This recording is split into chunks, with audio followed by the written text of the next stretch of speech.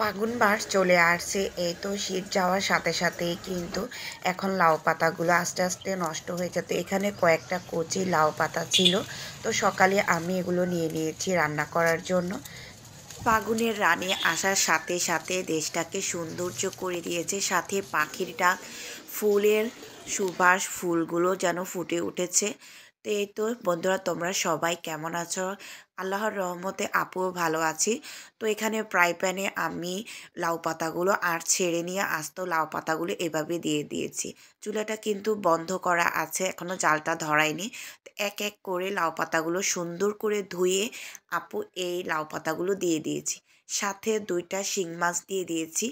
এটা কিন্তু মাংস অন্যান্য রেসিপির থেকেও কিন্তু এই লাউ পাতার রেসিপিটা খুব মজাদার। তো এখানে আমি আস্ত রসুনের কোষ দিয়ে দিয়েছি কয়েকটা, উপর দিয়ে দিয়ে দিচ্ছি আবার পেঁয়াজ কুচিগুলো। তারপরে সাথে দিয়ে দেব তোমার লবণ, হলুদ, মরিচ, কাঁচা টমাটো দিয়ে দিয়েছি, কারণ আমার গাছে এখন কাঁচা টমাটোই ছিল। তো এখানে আমি মরিচের গুঁড়ো দিয়ে দিয়েছি, 1 চামচের মতো হলুদের গুঁড়ো দিয়ে দিয়েছি। তারপরে সুন্দর মতো এটাকে টেস্ট অনুযায়ী এখন লবণ দিয়ে দিয়েছি। এর উপর দিয়ে কিন্তু আমি আবার কিন্তু লাউ পাতাগুলো দিয়ে দেব। আসলে যখন এই রেসিপিটা খাই তখন কিন্তু খুবই ভালো লাগে, আর এর ফ্লেভারটা অন্যরকম আসে। তো আমি আবারও আস্ত আস্ত লাউ পাতাগুলো এর উপর দিয়ে দিলাম। তো সবগুলো পাতা আমি লাউ পাতাগুলো এভাবে দিয়ে দিচ্ছি। তোমরা অনেকেই বলো আপু দাওয়াত দাও। বিশ্বাস করো, তোমাদের যদি খাওয়াতে পারতাম তাহলে আপুর অন্তর আত্মাও শান্তি পেত।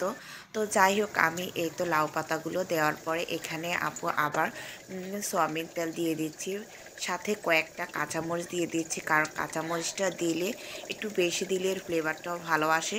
তো জালটা ধরিয়ে দিয়ে আমি এভাবে ঢাকনা দিয়ে রেখেছিলাম। দেখো আমার লাউ পাতার শিং মাছ দিয়ে রেসিপি এই তো দেখো। তো এখন আমি এই আহত একটু শুধু আমি ঢাকনা দিয়ে রেখেছিলাম, আর এর থেকে কিন্তু প্রচুর পানি বের হয়েছে। পানিগুলো আসলে লাউ পাতার থেকে ছিল।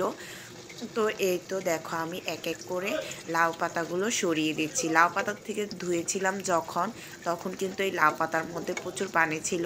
তো ঢাকনা দিয়ে যখন মিডিয়াম হাই রেখেছিলাম, তো প্রচুর পানি বের হয়েছে। দেখো সবগুলি কিন্তু আস্ত আছে, আর এর ফ্লেভারটাই কিন্তু অন্যরকম আসছে, আর খেতে কিন্তু ভীষণ মজা ছিল। তো এই তো আমি এক এক করে এইগুলো সরিয়ে দিলাম, আর দেখো রেসিপিটা খুব ভালো লাগে আলহামদুলিল্লাহ। এখন তো প্রায় লাউ পাতার শেষ টাইম, কারণ ফাগুন চলে আসছে, ফাগুন মাস। তো এই তো আমি এই গাছ থেকে ছাদ থেকে কিন্তু লাউ পাতাগুলো এই রেসিপিটা আজকে এভাবেই করলাম। আমার কাছে কিন্তু খুব ভালো লাগে, জানি না তোমাদের কাছে কার কাছে কেমন লাগে। তো তোমরা এই রেসিপিটা এভাবেও ট্রাই করে দেখতে পারো। তো পরিশেষে একটাই কথা বলবো, তোমরা সবাই ভালো থাকো, সুস্থ থাকো ইনশাআল্লাহ।